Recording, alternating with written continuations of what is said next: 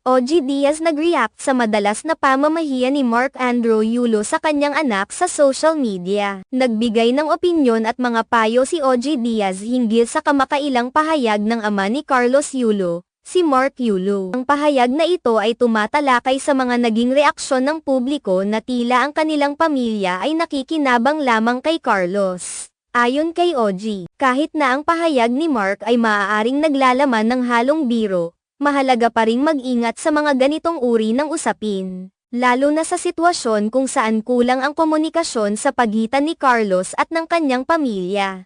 Malamang na biro lamang ang sinasabi ng tatay ni Carlos Yulo. Pero kailangan natin ng pag-iingat sa mga ganitong paksa. Alam naman nating hindi pa rin maayos ang komunikasyon ni Carlos sa kanyang pamilya. Pahayag ni OG. Dagdag pa ni OG, ang ganitong mga pahayag ay maaaring magdulot ng hindi pagkakaintindihan at lalo pang magpalala ng tensyon sa kanilang relasyon. Binibigyang diin niya ang kahalagahan ng maayos na pag-uusap upang maitaguyod ang magandang relasyon sa pagitan ng pamilya at ng atleta. Nakita ni OG ang pangangailangan para sa malinaw na komunikasyon, hindi lamang sa pagitan ng pamilya at ni Carlos kundi pati na rin sa kanilang mga taga-suporta at publiko. Ayon sa kanya, ang pagkakaroon ng tamang impormasyon at pag-uusap ay makakatulong sa pag-aayos ng mga hindi pagkakaintindihan at makakapagbigay linaw sa mga isyu na lumalabas. Ipinaabot din ni OG ang kanyang pagnanais na sana ay magpatuloy ang pagbuo ng maayos na ugnayan at pagkakaunawaan sa pagitan ng pamilya ni Carlos Yulo at ng atleta. Naniniwala siya na sa pamamagitan ng maayos na komunikasyon at pag-aalaga sa isa't isa,